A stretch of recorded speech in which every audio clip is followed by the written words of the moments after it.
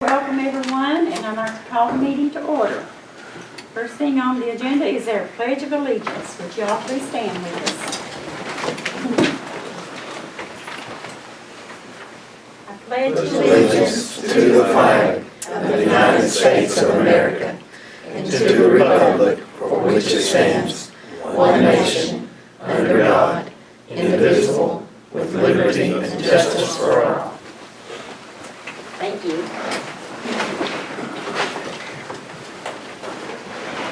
Next item is going to be our moment of silence, and everyone continue to remember Mr. Martin.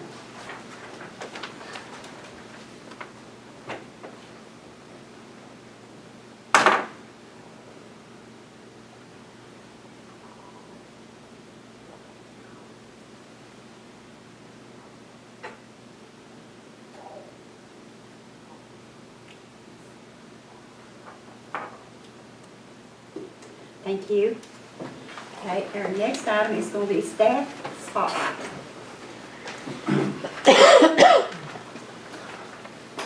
Thanks everyone for coming. Tonight I want to recognize two of our staff members. First one is Miss Micah Davis, and she had wrote a mini grant, and she received 5 Chromebooks for her classroom. All right.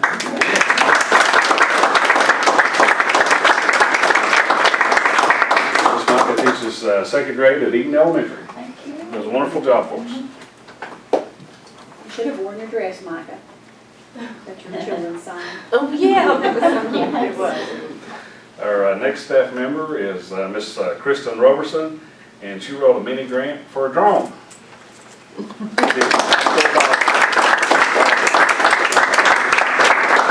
What all do you teach at the high school? AP Environmental Science, Biology, and Aerospace Engineering. Right. Thank you, Kristen.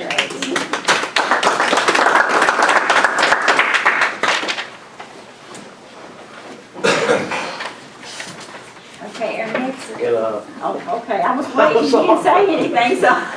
which was serving previously on the grant committee, but I appreciate those people that go out and look for grant monies, and I know it takes time, it takes effort, and sometimes it takes a little bit of luck too, but you take that extra step for your students, and it tells me what kind of teacher you are, and again, I appreciate what you do for the kids, and you should feel, I'm sure you felt really good when you got the grant, so, and I feel good too when that happened, so. The best of luck to you, and keep writing, keep looking for grants and searching, and congratulations. And again, thank you very much. Yes, thank you. Okay, our next item is going to be school assessment reports. First, we have Martin County Middle School and Mr. Brent Haney. Yeah. I should have this right.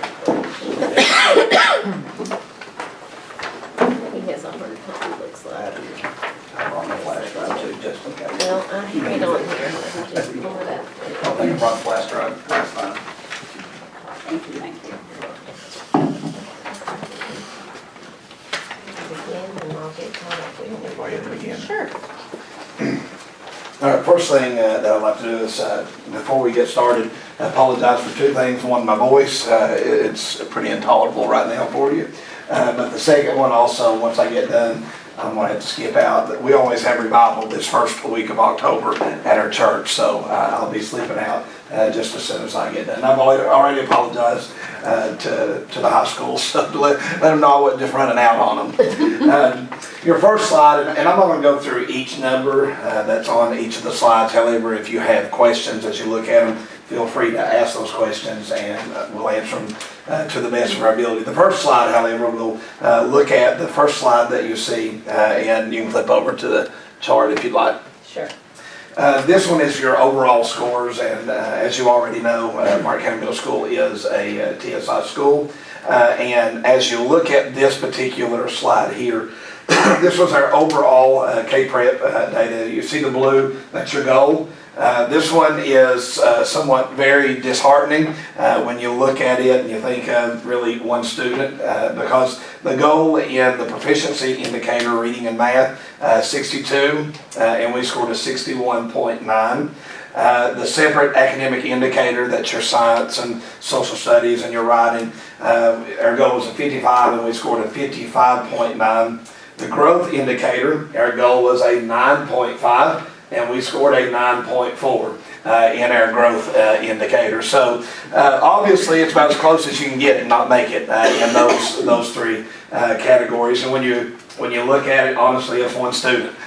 One student score higher than what they did, and those numbers shift to where each of those meet in your overall academic indexes there. So when Miss Lisa Kirk sent me the numbers, she asked me to sit down first, and I was like, oh gosh, I really didn't know how to take it. It scares you to death, but, and then you kind of get mad and you're like, my gosh, it's horrible, one student. But it is what it is, and we know how important one student is. It goes back to the little quote that says, it's kind of what we're driving this year: every cardinal counts, every moment matters. And I think never any more true than what I just presented to you. The next slide, as it is broken down into the reason as to why we are a TSI school. When you look at your free and reduced lunch, and you'll see in the next slide your disability category. Again, the goal is in the blue, and then you have the scores that we achieved to the right of each goal in the red. Not real far off in our free and reduced lunch category, very manageable number that we can achieve and should achieve, and we've already picked those kids out and we know who they are. So again, you can see the numbers. The free and reduced lunch category, that is the bulk of our population. When you look at those students, that's the majority of the students we serve in our building. So you get a large number to pull from there. If you look over to the next slide though, and we can come back to that one in a moment if you'd like.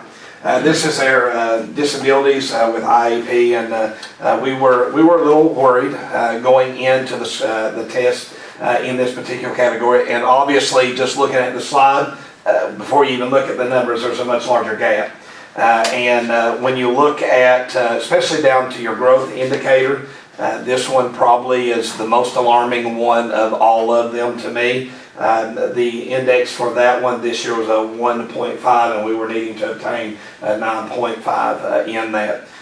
But you can see across the board that our students with disabilities, that they are way underperforming our populations of free and reduced lunch or our all-student population. And that is a problem that we're really attacking.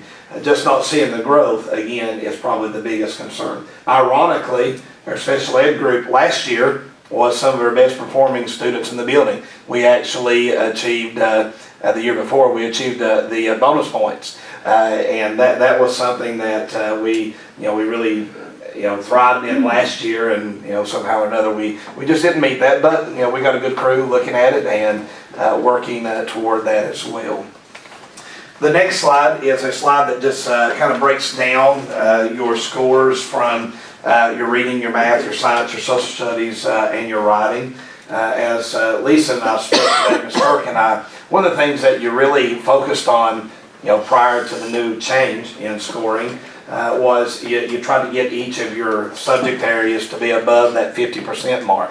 Well, that's changed, and that's changed drastically. Give you an example in reading. We're scoring around 53% of our students are scoring at a proficient distinguished level. But the goal for our school is to be around 62, 63 now, instead of in that 50% category.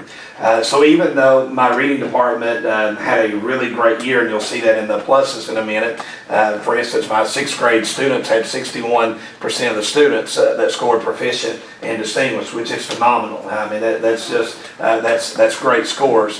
But as a whole, through 7th and 8th grade, you still got to be around that 62%. But you can see the reading, still though, the reading is It's pulling its weight. They're doing great. The things that we're doing in the school is working. We just got to do a little better job identifying some of those students in that population of free and reduced and in that population of the disability category to bring that percentage up to where it needs to be.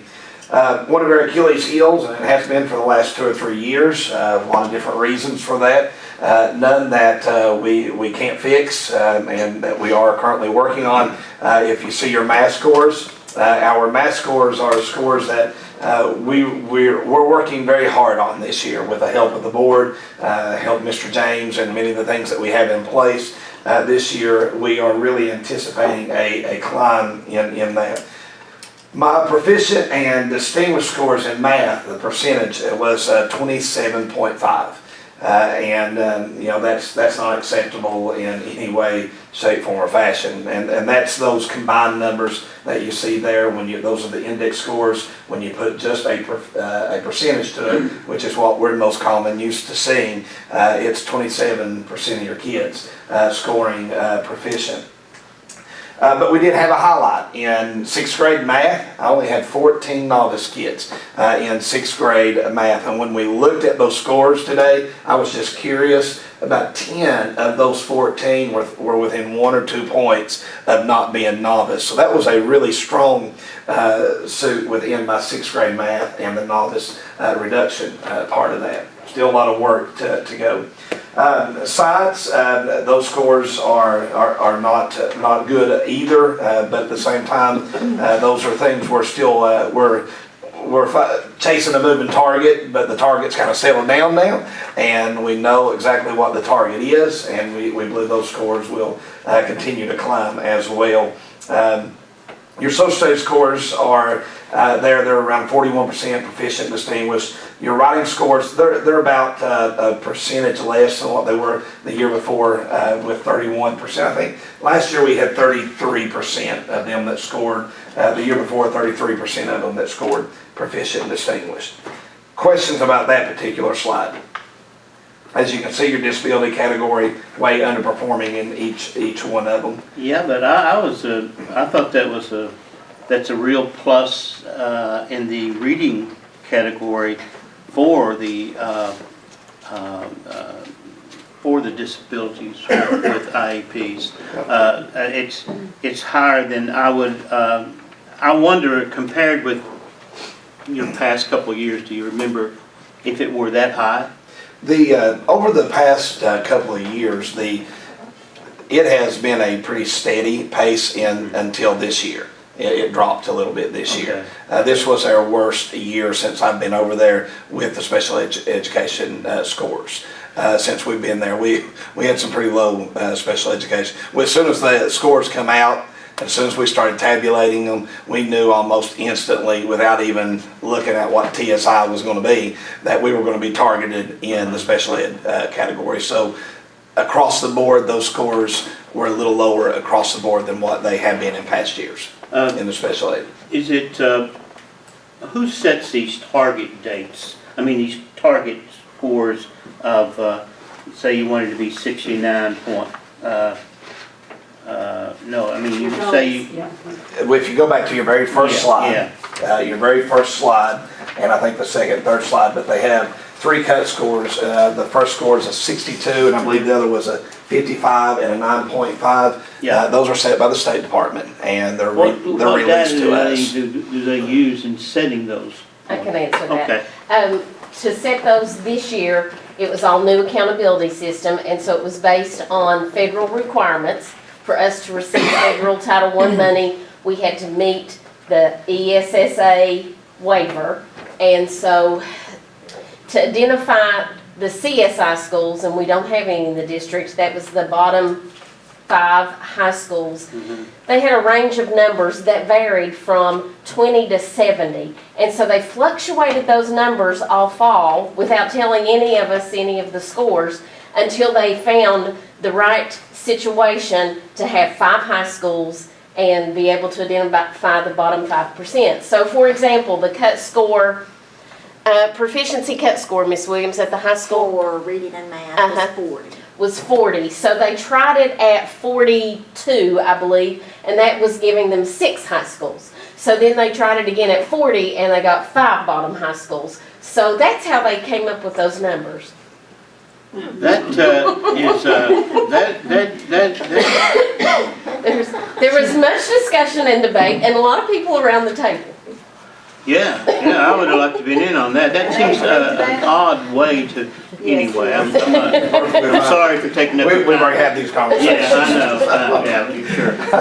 But I don't want to make you late with. You're absolutely fine.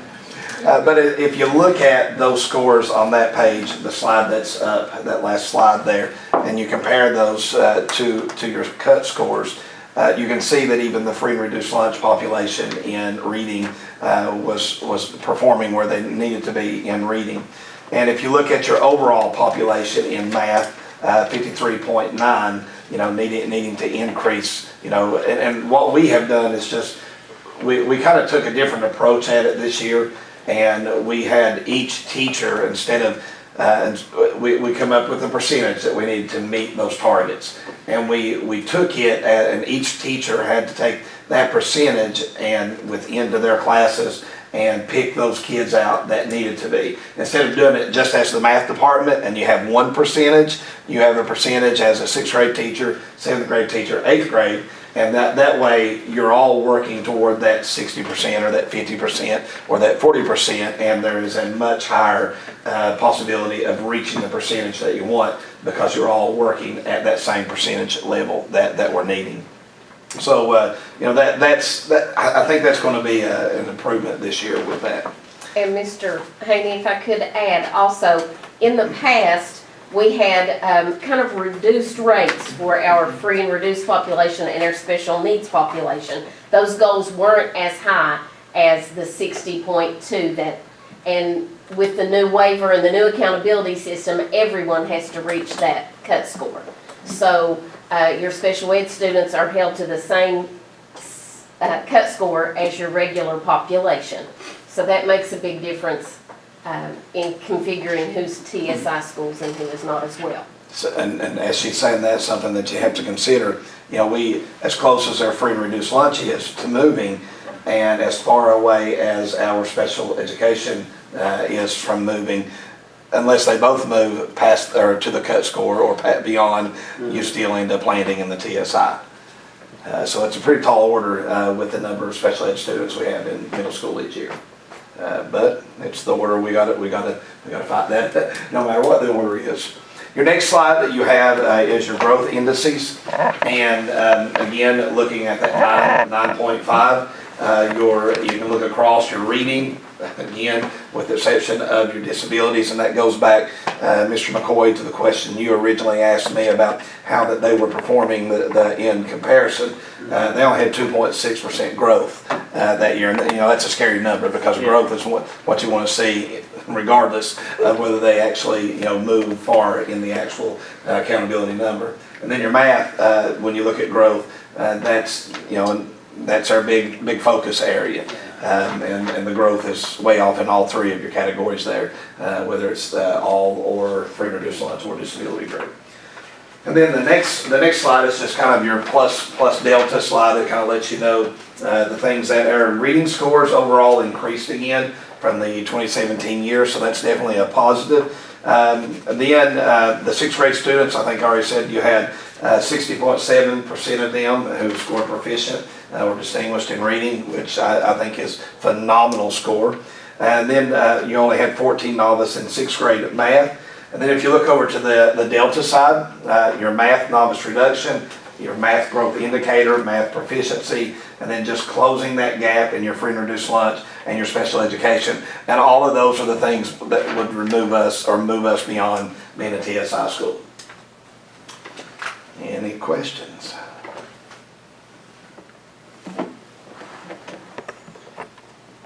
And we don't make excuses either, but Mr. Annie's had a lot of turnover, especially in the special ed department in the last couple of years in math, having trouble finding math teachers. So we don't make any excuses, but those are just some of the factors that factor in. I thought about the special ed teachers being changed.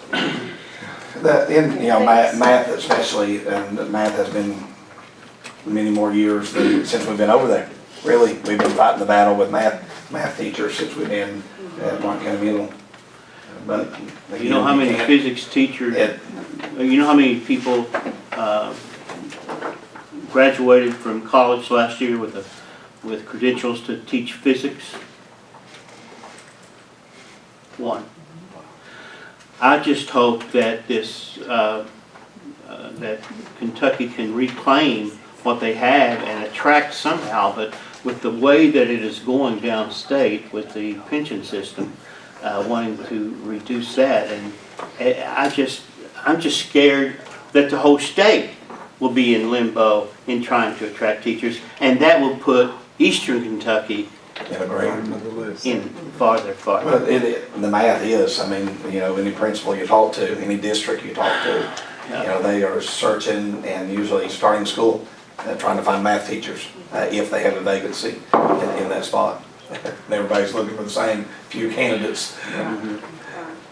And that makes me so proud that our local kids are going to college and getting degrees and coming back home to teach, and I'm just really pleased with that. I'll just give you all a shout out there, okay? Thank you again, and apologize again that I got to slip out. Thanks, Mr. Trainer. Thank you.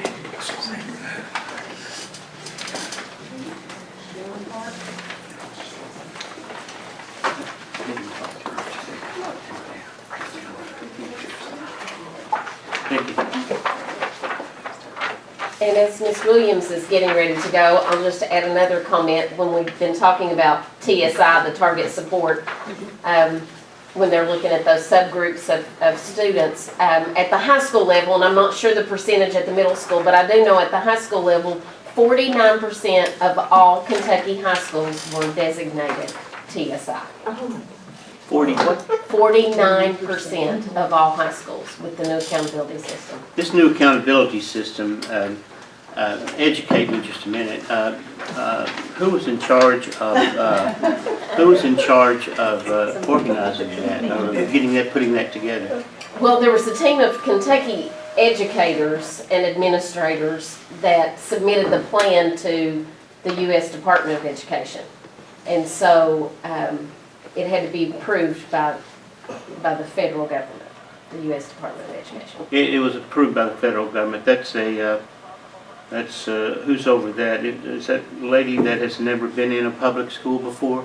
Because yeah, Betsy DeVos, right? I'm just trying to get to the bare bones of it. Go ahead, honey. Okay, this was something that was changing almost weekly. Yes.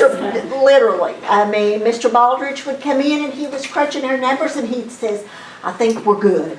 And then he'd come back in and it's not good. And then it's good. So anyway, I want to share, go ahead Lisa, and I'll share what high schools were accountable for. First of all, there were 3 areas for our accountability. There was proficiency, graduation rate, and then our transition readiness, which of course is either academic or college ready or career ready.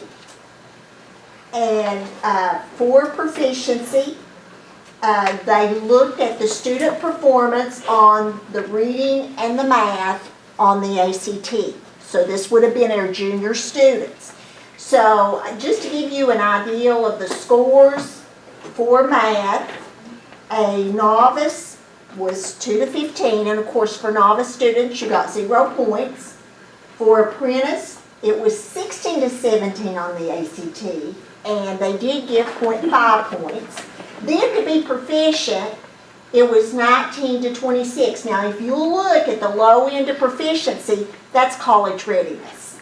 So they were asking, in order to be proficient, our juniors score a minimum of a 19. And then of course to be distinguished, they had to have a minimum of a 27 in math on the ACT. Okay, then for reading proficiency, or novice was 2 to 16, of course, you got 0 points. Apprentice was 17 to 19, you did get the 0.5. And then to be proficient, you had to score the college ready benchmark. The low 20 is the low, end of that. and you did receive a point, and then for distinguished was 27 to 36, and you did get 1.25 for a distinguished student. So that was good in that area. And these were juniors being tested? These were juniors. Yes. Yes. And we had no idea when they took the ACT, of course, that this was going to be our accountability, but we always, you know, we focus on red zone and everything on ACT throughout the year. Now, for graduation rate, that was the percentage of students who graduate within a specified period compared with the cohort of students who started high school the same year. You want them to graduate in the 4 years with their class. They take a combined average of the 4th and the 5th year is what they do. Okay, and then the third area, of course, the transition readiness is they are going to earn a high school diploma and they're going to meet either the college ready academic benchmark or the career ready, which Chad will talk about according to Kentucky's accountability system.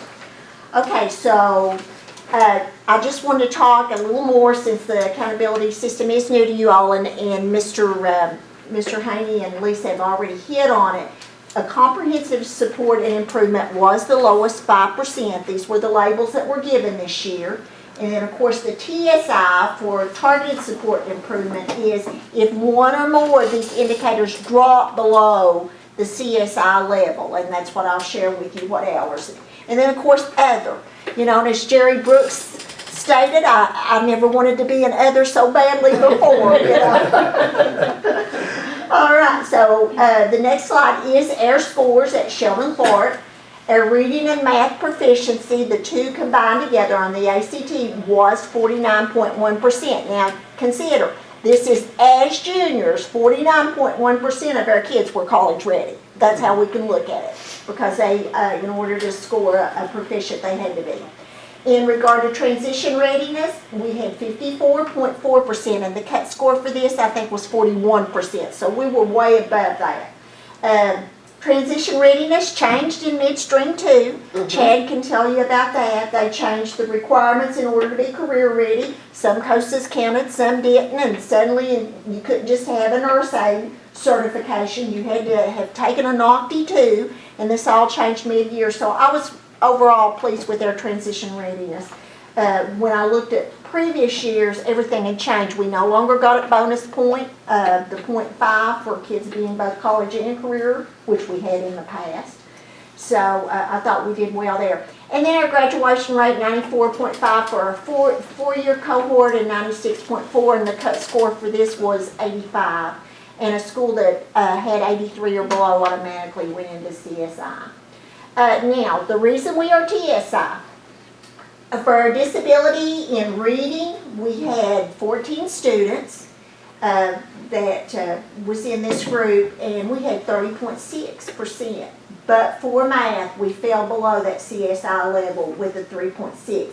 We actually had none of those 14 students that scored college level in math. You know, and I don't feel too badly, because I don't know if you gave me the ACT right now, if I could score a 19 in math, you know.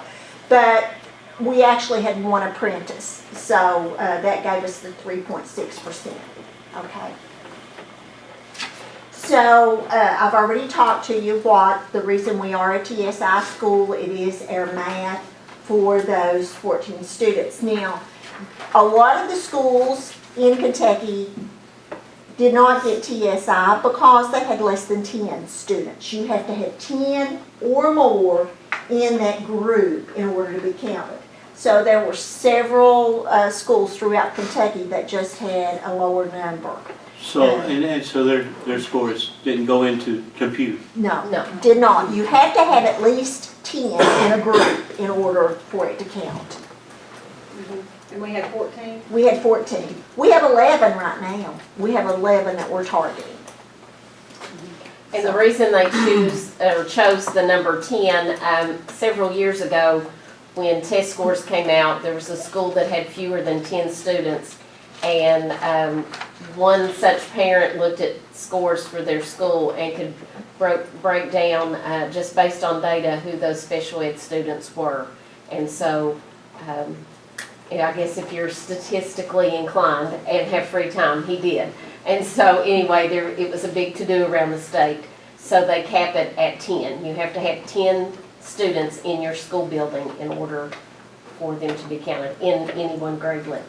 And one thing that's really disheartening about Martha's data with her students with disabilities is, in prior years when they used end of course testing, our students with disabilities were way above the state target with their performance. And they had, done very well in the reading and the math. Then last year, in the middle of the year, we realized what's going to count is only the ACT. Well, we have probably not put enough emphasis with our students with disabilities on the ACT because in their IEP, they have transition plans about what they're doing when they graduate from high school, and we're supposed to meet their needs for what they plan to do after high school. The majority of our students with disabilities don't plan to attend college. They plan to try to get some type of employment. So that's where most of our efforts are being focused. But then, in order for them to meet proficiency, they just used the ACT. And we didn't realize that until the middle of the year. It was like the rug was pulled out from under us. So here's your benchmark for these kids. Part of it was on us because we didn't focus on it enough. So you were trying to serve the child. Right, instead of serving- individual needs of the students. to do. Right. Exactly. Right, and I don't think we realized how they were going to calculate TSI, Right, that they were right. going to pull out those specific, and of course, free and reduced lunch falls in that also. Dan Fogelberg's got a song that says, changing horses in the middle of the stream get you wet and sometimes cold. And it looks like we were duped. Yeah, I really don't, when I look at it, it's not realistic. Mr. McCoy, I don't think to expect these kids that we are going to have them transition ready. They are going to be ready to go into some kind of career pathway or some kind of post-secondary program. But it is not realistic for those kids to score a 19 and a 20 Well, that on an IEP, ACT. You have to go with that. And any teacher outside of their special education programs have to be aware of what's in that IEP. Sure. And they go with that. Sure, and that's, when you do. But anyway, some strategies for improvement, if you want to get the next slide. Now that we know, but I hope it doesn't change tomorrow or for next year. We did find out it is ACT. That's correct. Yeah, it is ACT at least for another couple of years. Okay. So that's, we were sweating that one. Our junior students currently with learning disabilities, and we have 11, they are receiving Tier 1 and 2 instruction through pull-out with our special ed teacher for both geometry, and then their ACT Red Zone is with that same teacher. So we're really targeting those areas. Additionally, for reading, students are placed in Red Zone with their special ed reading teacher, so they're getting specialized help there. And then, of course, with our new Striving Readers Grant, reading strategies are embedded in all our content throughout all our courses. So those are some areas. So I'm going to let Chad share with you now about the ATC. I'm a picture guy. I love to take pictures there. I took quite a few on the trip I just took there with my children. But these are my school kids, and I appreciate you guys allowing them, approving them to go on the construction days field trip that was right below Louisville. We were able to take a total of 45 students this year. They got to experience a bunch of different vendors such as actually using a forklift, able to get on a Bobcat. I actually participated in these events too. I actually got on a Bobcat there for the first time. Drove around there. It was a little herky-jerky and stuff, but it's an experience there that I never got to do. Bricklaying stations. They had electrician safety. They had welding visual simulators. They're pretty expensive. They had $10,000, $25,000 and above that range, but you're actually able to look through the welding mask and actually see dots. It's like they go across, and it would actually rate you on your score, a welding score there. Anywhere from, I think I started off at a 40-some, had a competition with the kids. I think the high score that we got from the ATC was the 92, the top one overall for all schools. There was, I think, 44 buses there that day, 1,300 kids, and 95 was the top score. So we had one student there who got a 92 on a visual simulator. They also had a chance to do actual hands-on welding. They got to talk to people that were ready to hire. They had a backhoe that you get up in, a dozer that you could get up in.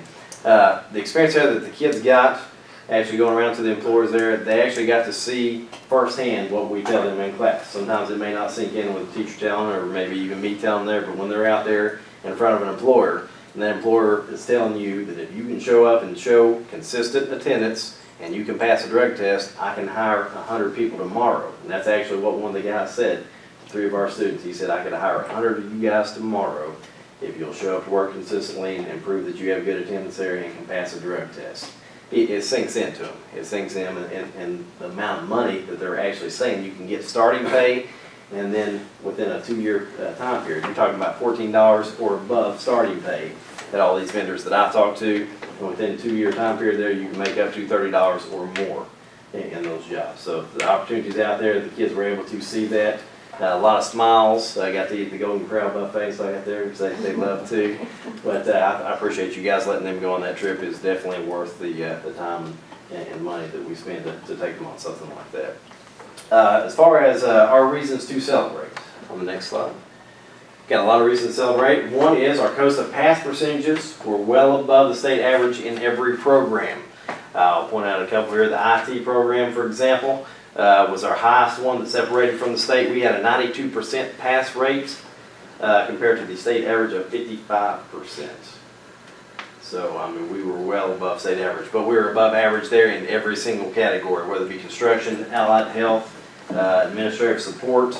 We beat the state average on every single category. Not only did we do that, but we also increased what Ms. Williams, she built upon it there, got better and better every single year, and we were able to keep that trend going. Over the last 3 years, we went from a 53% to a 67% to a 70% last year pass rate. So we're building on that success, just getting better each and every year.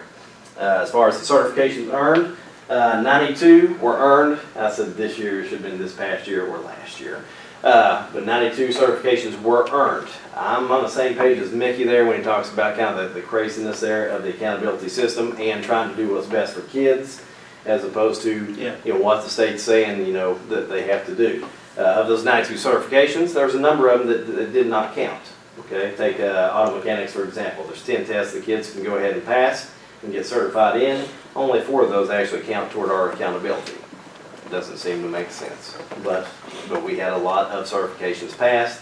The MNA that she made reference to, the Medicaid Nurse Aid, they went ahead in the middle of the year, actually more than the middle of the year, about 2/3 to 3/4 of the way through the year, threw it in that it was actually going to have to be paired with another test called NOCTI. Okay, if they passed the NOCTI inside there and the MNA, it counted. It wasn't like that the year before, and it's not like that this year, but they threw it in 2/3 to 3/4 of the way through last year. We had 9 out of 10 of those pass the MNA test that would have counted, but did not count because the NOCTI was not included in it. We didn't take the NOCTI test. You had to pay for it there, study materials, all that type of stuff. It wasn't going to be done this year, not done this year, so we had 9 out of 10 pass that. As far as the programs that we have auto mechanics, we have carpentry, we have electrician, we have allied health, we have business and IT. There's programs that lead to in-demand, high-paying jobs. As far as examples of that, we had 3 students that graduated last year, so just a couple of months ago. One is out working in Texas right now. I like personal examples of the kids' success. We have one working out in Texas right now. He is projected, but based on my calculations there, to make between $75,000 and $100,000 this year. He got that job within 2 months of graduating. So I mean that's starting now. He went from $20 an hour there, bumped it up to $25 an hour within a short amount of time. Went from 40 hours a week to 60 hours a week. he's knocking down some big bucks. We also have 2 students that I know of that got hired by Toyota. So they're looking at possibly making possibly $70,000 or so this year. So we have students that are out there in the workforce because the jobs are so plentiful there, and we're giving them the skills that they need to go ahead and change their lives. As far as our enrollment numbers, all of our programs have higher enrollment numbers than we did in the spring of last year, the way we ended. But 5 out of the 6 also have higher starting numbers than we had at the start of last year. One big example there, a glaring one that pops out in the business field. We had 86 students to start last year. That was our highest point. And then we've got 110 this year. But all the programs there have increased the numbers there. Kids are getting more, a lot of information there. They're getting used to the ATC. Kind of seeing the programs that we offer. I think Ms. Williams did a fantastic job when she decided to go ahead and add the IT classes. The IT classes, your grandson there, John, fantastic. He ended up passing his Python certification last year. But we're increasing the numbers, and even though we had a fantastic teacher in Mr. Rose last year, the numbers actually have increased this year in that program also. As far as the areas for improvement, I think that we can improve on every category. Every category. I want to continue to increase those certification numbers, no matter what they are right now. We had 92 last year. Like I said, not every one of them counted toward the accountability, but I want to increase those numbers this year. Increase student enrollment. We have done that over the past year, but I want for every kid to at least have a shot to go ahead and experience what we've got to offer and see if they find a career in life there that they can change their life with. And I want to increase the student knowledge of pathways and certifications. I want to talk to kids, get the information out, and make sure that they know what pathways we have available and what we can lead them toward in certifications. As far as next steps, I will be meeting with students individually. I try to meet with every kid every year, discuss their grades, the attendance. I not only discuss our grades that we have at the ATC in our classes there, but I try to go ahead and look at all the grades right there. If they're struggling in one area stuff, I'll go ahead and click on their data right there, bring it up for them there, saying, you've got some missing assignments here. We need to go ahead and pick it up in this category, whether they're in my class or not. I'm trying to make sure that they're helped out and get the help they need in all classes, not just ours. Attendance there, I always stress attendance. I always tell them that I'd like for them to miss 5 days or less. That's goal number 1. If they don't meet that, goal number 2 is 10 days or less, and hopefully we don't get beyond that, but we know that some students do. As far as certifications, I wanted to make it aware to them the certifications there that we're trying to meet, what their options are as far as certifications. ASEs in auto mechanics, there's 10 of those. I try to go ahead and set a goal there based on maybe past performance. If they didn't pass any last year, then I want them to go ahead and get on board with 1, but then I like it by the end of the year, I like for them to have between 2 and 4. And we'll see, I go ahead and change it as it goes. So if they end up passing 1 or 2 there quickly there, I go ahead and increase that goal. And resumes. We worked on some resumes with some seniors there to try to get them prepared for the trip that we took, the field trip. But we'll be trying to work with all students, at least all the seniors and juniors on the resume building. In our business class, we're going to do some mock interviews here pretty soon. We're going to set up some dates. Me and the business teacher will be working on that. Go through the trial, get the resume out there and go through the interview process. As far as increasing student awareness classes to complete their pathways, a lot of students are taking classes, but they may not be fully aware of each step that they need to go ahead and complete their pathway. So I'll be doing that with students too. One exciting thing there, I've been wanting this there from the start. Started last year, and it looks like it's getting closer anyway, and I'm crossing my fingers and hoping it gets approved. Dual credit classes approved with Big Sandy. An email I got here within the last 2 weeks said they were hoping to go ahead and approve every one of our classes, every single one of our ATC classes for dual credit. They're hoping to, and that's a big changer.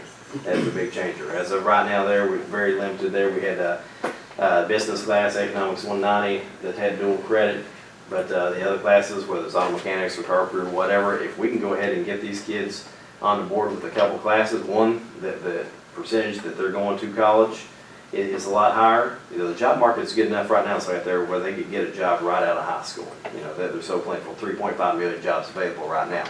But if they didn't choose that route and they wanted to go to college, or thinking about going to college there, that's that extra push. And the percentages say that if they've got one on the board, it's like they're in high school, it's much more likely that they'll go to college and then make a lot more money throughout their career. So hopefully, cross my fingers there that we get every one of our classes approved.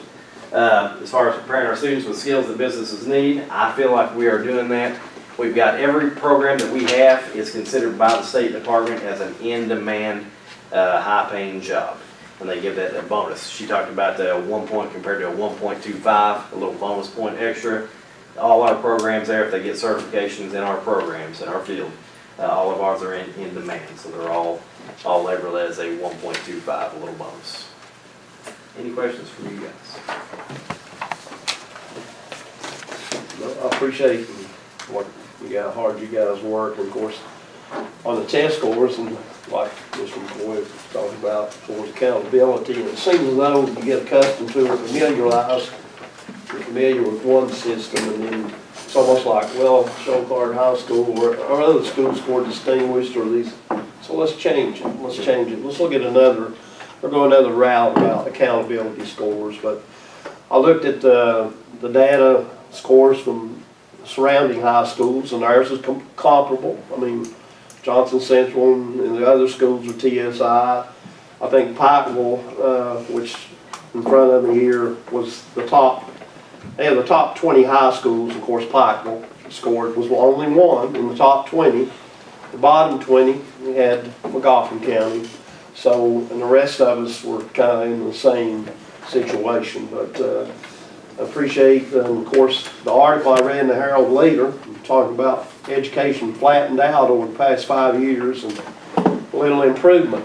And talking about Dorton Elementary had no novice scores, and got on to Betsy Lane. And you think if you're going to write an article on education, you could spell Betsy Lane right. So misspell Betsy Lane. That's my opinion. What kind of stock do you take in an article that can't spell Betsy Lane?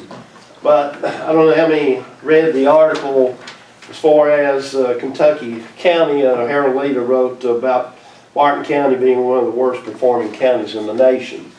You know, we've taken from the same old as far as the negativity concerning Eastern Kentucky, and we look at what our academic team did and other academic teams in Eastern Kentucky and other parts of the state. You know, can't put that many schools in the top 10 or 11 as far as academics. But it talked about as far as they used the U.S. News and World Reports, and they talked about our health and economic factors. Yes, certain job availability. Yes, we're lacking in that. But it did say one thing, and I think we need to toot our horn when possible and look at the positive. So it says the U.S. News story highlighted at least one beacon of hope. And I think that's a big beacon of hope. And that was, it says, that was, or measurable improvements in college and career readiness. And I know you guys had a lot to do with that. College and career readiness among the county's high school students. And you look back in 2009, which their data, and whether it be accurate in 2009, and it's hard to believe that Sheldon Clark High School had, I believe, it says 7 students. I read that one. And It's crazy. But yeah, and 19% were deemed ready for a career. But it says 2016, which I can think we can be very proud of. And I'm sure it's higher. 60%, and like you said, with this dual credit, 60% of students there earned some college credit before graduating. The dual credit and AP classes, I think it's really going to be very helpful, what you're saying. And more than 70% were deemed college ready. And that's above, all those marks are higher than the state average. So I think we can be very proud of that and something to build on. But I'm just saying the negativity that comes towards Eastern Kentucky, and I know some people are partial to Harry Cottle. He's a great author, but what he did to Eastern Kentucky, as far as whom we descended from, is totally off base. And you know, we're Scotch Irish, no matter what he says. I'm just saying. but I'm proud, and I'm proud as far as what's been accomplished in the past few years, and I commend you and the kids, and just keep doing. Like I said, they may change the accountability in the middle of the stream again, but it's just, yeah, it has an May effect. have a new commissioner soon. Yeah. But anyway, I didn't mean to ramble, but thanks for the information, I appreciate them doing credit. Thank you, yes. Any other questions? I just would like to get a real quick answer from maybe you and Ms. Williams. What do you think about the latest conjuring up for a high school exam that students would have to pass before they graduated? I think that's what the handpicked state board of education is considering now. How do you? There's gonna end up being a number of things that they have to pass. It's already passed. With It that. is Yeah. a new graduation requirement, and I assume it falls into our accountability. Beginning well. with the freshmen next year, there will be a Okay, field test. next year? Field Yeah. test this spring, Okay. Oh, really? Okay. yes. As far- You As like far that? as the financial literacy, I kind of like that they have to at least take the class. I think that everybody should have some financial literacy, some basics. So I think overall, taking the class there, that's a good thing. They not only have to take it though, they have to pass the class along with a number of other tests and stuff they have to take throughout their 4-year career. I don't. But you have I don't kids know if that are, they've thought everything through or not yet, and I see some potential problems, Yeah. and I think they'll change it as it goes, but I'll leave that for another day. all right, thank you. It'll depend if it's basic, and what Lisa and I were told the other day is the contents of the math is Algebra 1 and Geometry, and then the reading will be English 9 and English 10.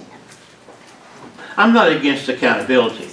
However, all of a sudden you're throwing it on these students who are not aware.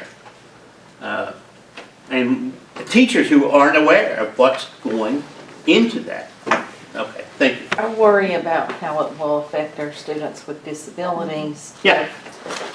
And the Demonstrating administrator, proficiency in reading and math is the only way they're going to get a diploma. Yeah, okay. Thank you. Thank you, appreciate the job. Thank you. Okay, our next item is going to be discussion of possible action of board meeting minutes from September 24, 2018. Does anyone have any questions or comments on this? I'll entertain a motion. Okay, there's a motion to accept, a second, all in favor say aye. Aye, opposed, okay, motion carries. Next item is conference requests, vehicle requests, fundraisers, and use of district properties. we had a few that were added today. Of course, fall break was last week, so people were scurrying today to get a few extra in, and those were at your table when you arrived. We received.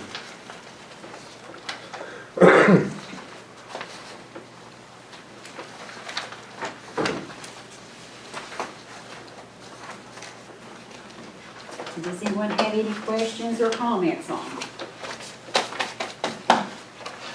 And if not, I'm going to need a motion. A motion, I need a second. I'll second. A second, all in favor say aye. Aye. Opposed? Okay, motion carries.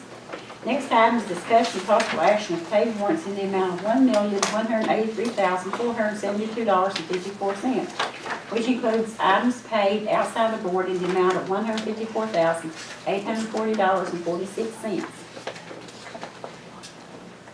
Does anybody have any questions or comments on these?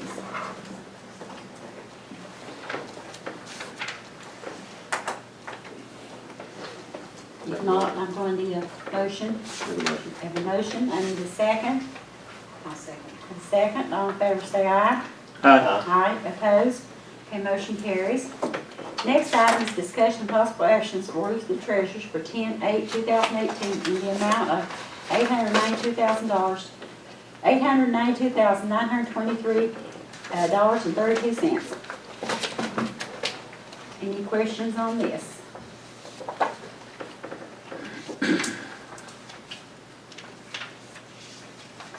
If not, I'm gonna need a motion to approve. I'll make the motion. We have a motion, I need a second. A second, all in favor say aye. Aye. And opposed, the motion carries. Next item is discussion and possible action to approve change order 24-8. This is the one he was talking about. And this is what we were talking about in the working session. It's for the roof drainage and for the temporary air system, that is the mobile units that we've been renting. And total cost for that is $23,930.52. Does anyone have any questions for him on that? Any comments? Something that had to be done, wasn't it, Super? Yes. Yes. Okay, I'm gonna need a motion. Motion. I need a second. I'll second. A second, all in favor say aye. Aye. Opposed? Okay, motion carries. Next item is discussion possible action on ATC bids. Okay. Yes, it's what we had talked about before. Architects and our construction manager recommends that we accept the ATC bids, and we'll get more specific when we do the special finance corporation as far as what packages. I recommend we take them and run. Okay, that's a recommendation from the superintendent. So I'm gonna, if anybody has any comments or questions on that, then I'm gonna need a motion. Have a motion? I'll second. Have a second, all in favor say aye. Aye. Aye. Opposed? That motion carries. Next item is discussion and possible action to approve revised BG1 form. And that's the updated one. It includes all the alternates with their ATC and the, Lincoln, do you want to Sure. Oh, no. Explain this more. Today. So the good news is that we've identified the funding sources to cover this additional $1.2 addition. I'm going to hand out, you guys may already have a plan of financing, but the beauty of the SEEK formula is every 2 years, you've heard the FSPK match. That formula is updated, and even though here in Martin County we've had declining assessments, some declining enrollment, the good news is that KD recently updated their SEEK numbers, and we were able to squeeze out some additional bonding capacity. Thank you. If you'll turn all the way to the very last page, let me also pass out the BG1 for consideration.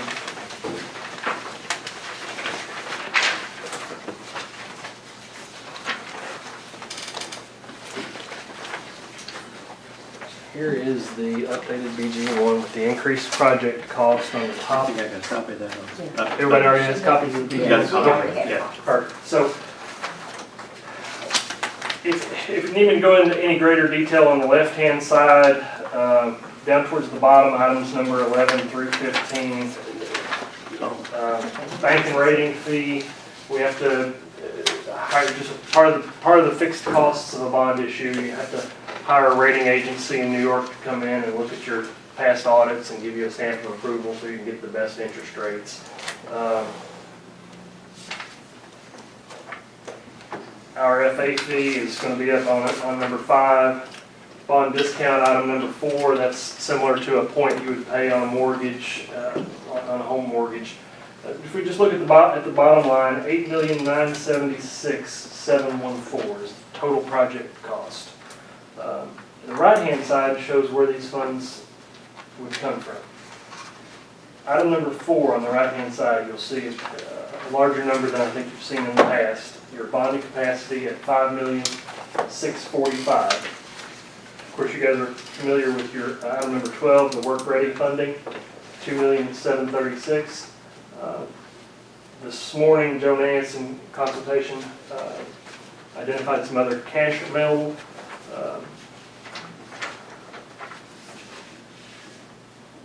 Your fiscal, I'm back on the plan of financing, that summary on page 4.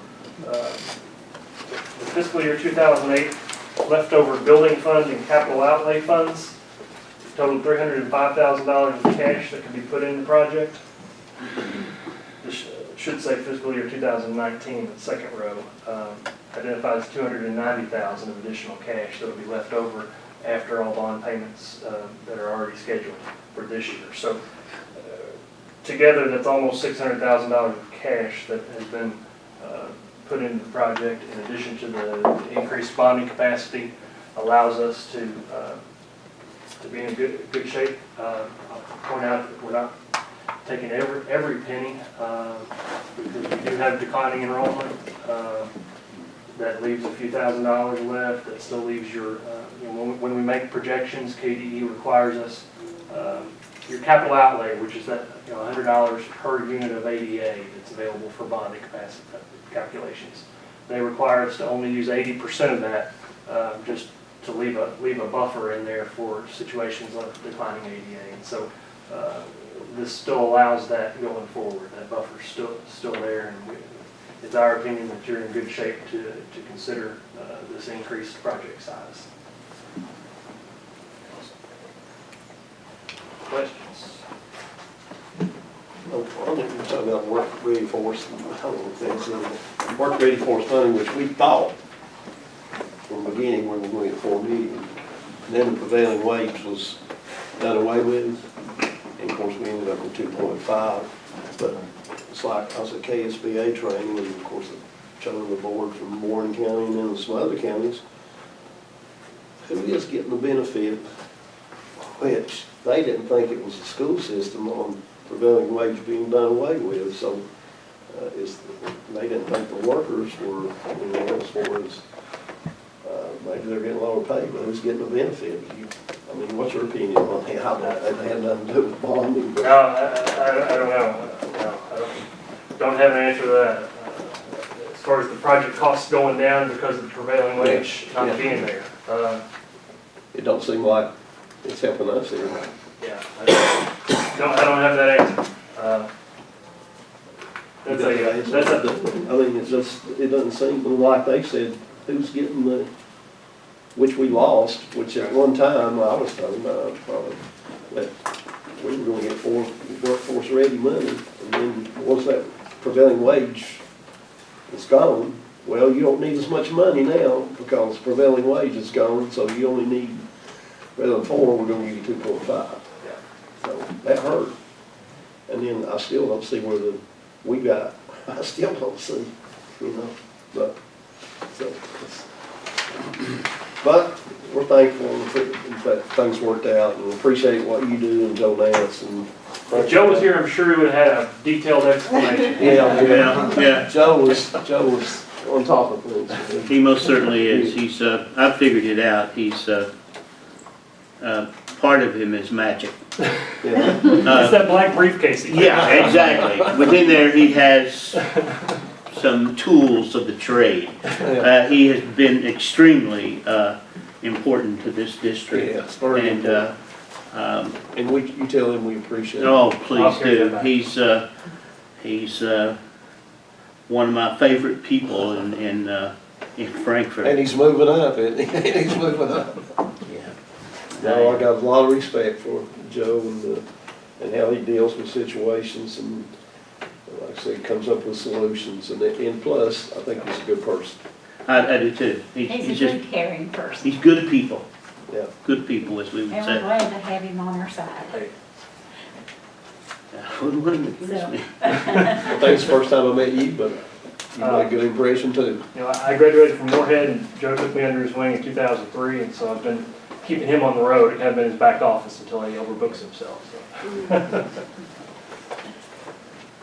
I graduated from Moorhead too, but it wasn't 2003. We appreciate you coming tonight and giving us the information. Yeah, thank you I'm so going to stick much. through the process as we go on into the Okay, Finance yeah. Corporation. Okay, I'm going to need a motion on this. I'll make a motion. Have a motion. I need a second. Second. Second. All in favor, say aye. Aye. Opposed? Okay, motion carries. Next item is discussion of possible action to adopt a resolution authorizing the Martin County School District Finance Corporation to issue revenue bonds. So you guys should have, do you have copies of the resolutions? Yeah, it's on the Yes. front page of that little packet that I passed out.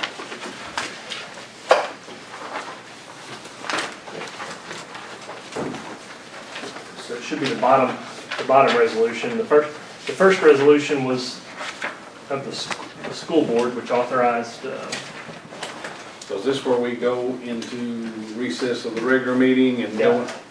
I think the top resolution, action's already been taken on that, which was the school board authorizing the finance corporation to then take action. So if both of your resolutions are on the same page, I think we've already acted on that top resolution.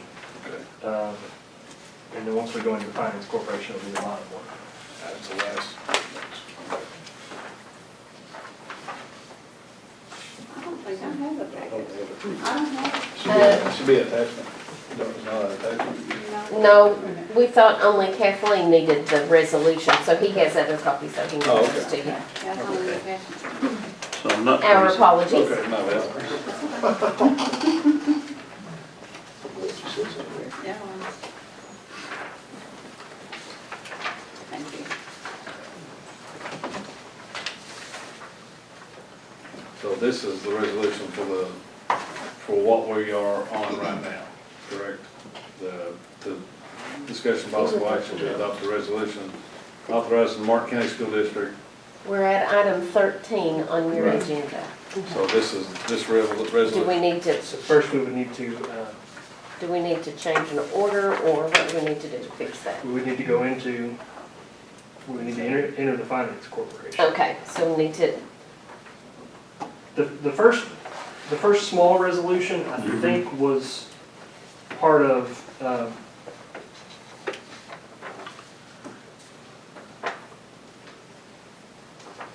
Is the first part of resolution, 13. You're right. Yes. Mr. Superintendent, is the first resolution, in 13? Yes. Yes. Okay. okay, so then we will need a motion for that. Yes. So I think, Motion made. have a motion, I need a second. I'll second. And a second, all in favor say aye. Aye. Aye, opposed? Okay, motion carries. So our next one is going to be to Yep. recess regular meetings and enter into a special meeting of the Martin County School District Finance Corporation to issue revenue bonds. So, are we going to have to? How do you want Make to a do motion that? to Motion to recess exit, regular to meeting. exit. I need a motion to exit To regular recess. meeting, okay? I'll make a motion. Okay, have a motion, Second? have a second, all in favor say aye. Aye. Okay, opposed? Motion carries. So now we're in the regular, We're going to or special special, corporation meeting. You have to call the order, right? okay. Now, we have an We have agenda. an agenda. Yes. It's on the back of the other agenda on some of them, and some of them you all Where is it on mine?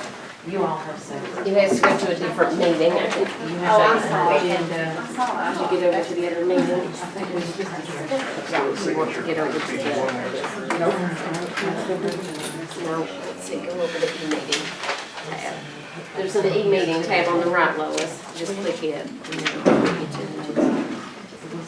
Then go down to your finance corporation meeting. Oh, okay. You have comment. Oh, I'm sorry. That's all right, Sorry, this is Sorry. confusing when we're doing I so had many that put up meetings right at there, once. so Down here to the school finance meeting. And Ernest will be signing. I need to call the meeting to order, okay? And the first item is going to be to confirm officers. So that can be however you guys want, but usually the board chair also serves as the president of the finance corporation. Finance officer is treasurer, doesn't have to be that way. Superintendent secretary. You Treasurer. the treasurer, okay. Do y'all want to just leave it the same? That's what it was with the corporation, or the high school. Yes. corporation. I'd be in favor of that. Me Okay. too. Me too. I'll second it. So Ms. Price is the President. president, Ernest is the treasurer, and I'm the secretary. Yeah. I think I left off Do we need to make a motion? No. the finance when I did that. Nikki made it, I seconded it. Okay, all in favor? Aye. Opposed? Okay, then motion carries. Yep. Okay, and the next item will be consider resolution for revenue bonds. That's that lower paragraph.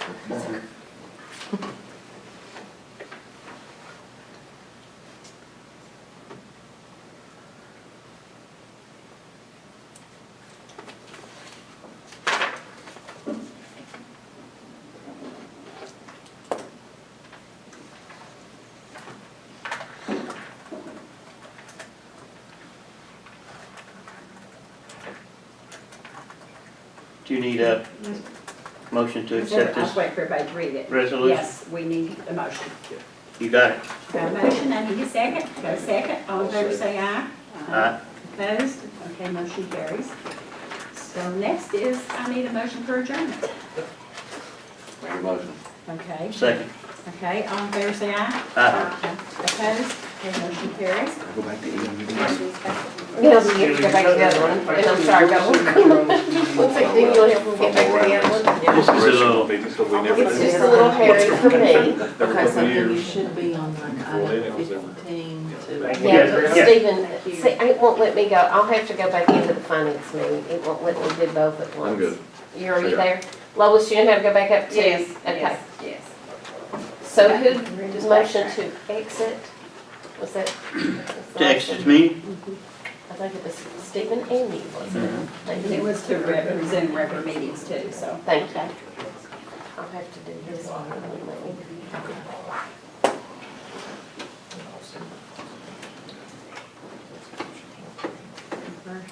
Everybody confused, yeah? My computer, the program's We fried. to enter back into regular. Fried or froze? It just says there's an error, so we can go ahead. I'll just take notes, I'm sorry. Okay. So, at this time, we'll enter into regular meeting, okay? All right, first item's gonna be discussion and possible action on public records notice procedure 10.11, AP.21. That's Okay. just what we've been doing, and that we just made official. Okay, Yeah, it was Or one of is there those public- updates that public came from notice? KSBA. Okay. okay, so I'm going to need a motion. I'll make that motion. Motion, I need a second. Got a second, all in favor say aye. Aye. Opposed? Okay, motion carries. Next item is discussion and possible action of brisket contract. That's money that we get for youth service centers. We just agree that we're gonna accept their money and we'll spend it Well, let's take, under the guidelines. I'll make a motion. okay, we have a motion to accept it. I need So, a so second. the motion is to accept, Money. Well, Those we're going to enter into the contract. oh, Yeah. enter into Yes. contract. Yeah, Okay. with the contract it is. Sure. Okay, I have a motion, I have a second, all in favor say aye. Aye. Aye. Opposed? Okay, motion carries. Next item is reports. I don't have anything else. We just had the principals do their report early. No administrative staff reports. Martin County Educational Association reports. I gave you a handout for us, the grant update on the Yes. summary of grants that what we have and what we're working on. Okay, appreciate That's that. just kind of why. Appreciate it. We have nobody that's requested public comment. So at this time, I need a motion for adjournment. I'll make that motion, Madam Chair. Motion, I need a second. I'll second. A second, all in favor, say aye. Opposed? Okay, meeting stands adjourned.